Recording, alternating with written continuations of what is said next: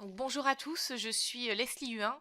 J'ai le plaisir d'animer un des premiers ateliers que vous avez dans le cadre de ce master, à savoir l'atelier ergonomie et IHM, donc interface homme-machine, qui va certainement vous influencer pas mal sur la suite ensuite de vos développements de modules de formation, notamment en ligne ou à l'aide d'outils numériques.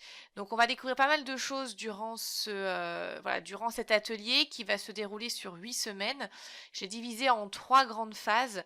Une première phase de découverte, la première activité, ça va vous permettre aussi de continuer de prendre en main un petit peu la plateforme.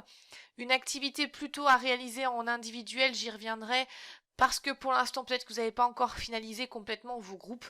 Donc voilà, l'idée c'est de faire quelques recherches pour définir un peu le vocabulaire de base dont on va avoir besoin pour la bonne marche de cet atelier, des thématiques comme l'ergonomie, l'utilisabilité, l'expérience utilisateur, etc. Puis sur Axel, vous allez voir que je vous ai mis quelques petites discussions sur lesquelles je vous invite à commenter, je vous invite à rebondir pour partager vos réflexions, vos idées et peut-être même votre expérience. Une fois que cette première phase de découverte sera terminée, on va entamer une phase expert, puisque la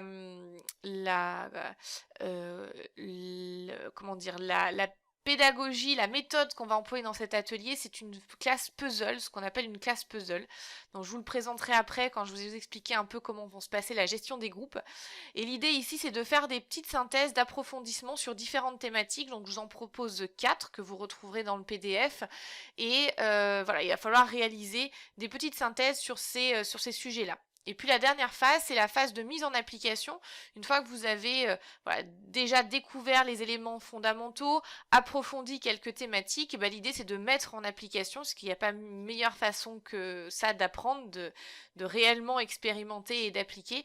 Et vous devrez réaliser un audit ergonomique d'un MOOC. Alors, audit peut-être un petit peu large en termes de définition, ce sera un peu recentré, je vais pas vous faire un audit global, mais voilà, il y a quelques éléments que je vous demanderai d'étudier sur un MOOC de votre choix. Alors naturellement, on va avoir des lives ensemble sur l'ensemble de cet atelier qui me permettront de répondre progressivement aux questions et débriefer aussi chacune des activités qu'on va avoir ensemble.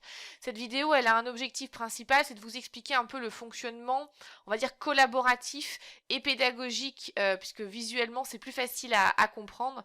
La phase de découverte, elle est en individuel, ça je vous l'ai déjà dit, le temps que vous preniez vos marques avec la plateforme, que vous finalisiez vos groupes, etc. Donc une première semaine que vous pouvez faire en autonomie, mais surtout seul. Bien entendu, je ne vous empêche pas de travailler si vous avez déjà votre groupe, de le faire en groupe, il n'y a aucun problème, naturellement. La deuxième partie, alors, je vais sauter directement à la partie 3. Dans la phase d'intégration, vous avez fait des groupes. Et ces groupes-là, c'est ces groupes qui vont faire l'activité 3. Donc je vais vous demander sur Axel, puisque je les connais pas, vous avez un espace où vous allez pouvoir renseigner votre groupe, celui que vous avez créé dans la phase d'intégration. Et c'est le groupe qui va vous servir pour l'activité numéro 3. Au sein de ce groupe, on va en recréer d'autres. Alors je m'explique. Pour la phase expert, j'ai défini donc 4 thématiques à travailler et ces thématiques-là vont être aussi travaillées en groupe, mais pas les mêmes que celui que vous allez faire sur l'audit ergonomique, donc pas les mêmes que ceux que vous avez fait dans la phase d'intégration. Alors, faut pas paniquer, c'est pas du tout un problème, c'est au contraire pour encourager encore plus de collaboration entre vous, vous permettre aussi de commencer à connaître d'autres personnes dans la promotion, puisque là, en tant qu'ancienne IPM, je peux vous le dire, le réseau que vous allez vous construire là pendant la formation, ça va vraiment être une grosse valeur intéressante pour la suite de votre carrière professionnelle, ça apporte beaucoup d'opportunités. Donc l'idée c'est que au sein de votre groupe, là le groupe figé, celui dans lequel vous êtes nidifié pour l'ensemble de la phase 1, chacun d'entre vous va choisir une thématique différente. Donc là par exemple une personne choisira la thématique 2, une autre la 3, une autre la 4. Et ensuite, en fonction de la thématique que vous avez choisie, vous allez aller vous inscrire dans les groupes de l'activité 2. Donc vous allez vous redispatcher dans de nouveaux groupes qui vont se construire tout seuls par rapport aux thématiques que vous avez choisies. Donc il n'y a pas besoin de faire par affinité ou de se casser un peu la tête sur le choix. Vous avez choisi la thématique 3, vous allez vous inscrire dans un groupe qui traite la thématique 3 et vous allez de fait vous retrouver avec d'autres personnes qui ont choisi la même thématique que vous. Donc À partir de là, vous allez pouvoir commencer à travailler sur la phase expert et vous traitez votre problématique. Vous allez devoir rendre une petite vidéo ainsi qu'un petit PDF qui va exposer un peu ces éléments-là. Alors, pourquoi une vidéo? Pour plein de raisons. Déjà, je trouve que c'est plus sympa après pour les autres sur lesquels vous allez transférer vos connaissances à regarder. Voilà, c'est assez dynamique, assez sympa. En plus, c'est des compétences en IPM que vous allez pas mal travailler. Alors, je sais que vous n'avez pas commencé naturellement le module vidéo, donc on va faire des choses de façon très simple avec un petit PowerPoint animé que vous allez enregistrer en MP4, donc 0 compétences techniques nécessaires. Et ça vous permet de commencer déjà à voir qu'il y a des choses sympas qu'on peut faire avec très peu de moyens finalement. Une fois que on aura fini la phase 2, l'activité 2 avec la phase expert, vous retrouvez donc votre groupe dans la phase 3 et vous allez donc échanger, chacun ayant traité une thématique différente, vous allez pouvoir partager vos connaissances, donc quelques jours seront consacrés à ce moment-là où vous allez donc partager les thématiques que vous avez fait. Comme vous êtes dans des groupes de 3 et qu'il y a donc 4 thématiques, il y en a forcément une que vous n'allez pas aborder et donc c'est pour ça que vous pourrez aller regarder les vidéos des exposés qui ont été faites sur la thématique qui vous manque pour acquérir les petits bouts nécessaires. Voilà. Donc en gros, voilà ce que c'est une classe puzzle.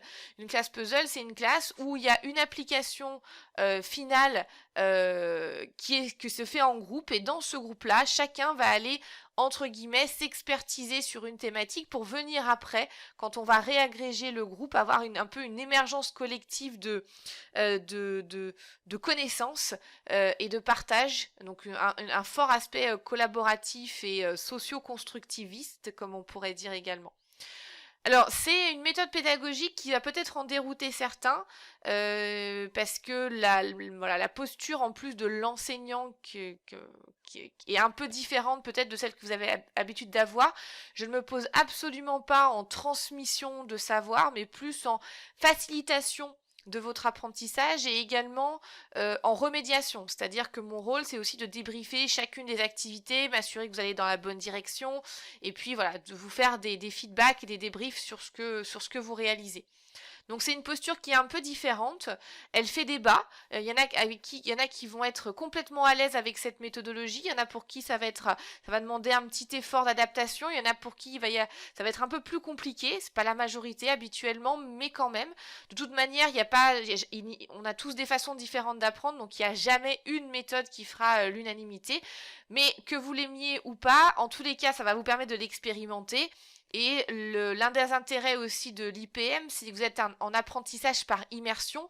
Vous vivez vous-même l'expérience de l'e-learning ou de l'apprentissage à distance. Donc, voilà, que ce soit sur des choses qui vont vous être familiers ou que vous allez trouver un peu comme étant des ateliers sur des modèles d'apprentissage qui vous conviennent. Vous allez peut-être aussi avoir des ateliers qui vous conviendront un peu moins, mais le fait de les expérimenter va forcément alimenter votre réflexion de futur concepteur de dispositifs de ce type. Donc c'est dans tous les cas quelque chose de positif. De toute manière, et c'était déjà le cas avec les promotions précédentes, il n'y a aucun souci pour débattre des choix pédagogiques.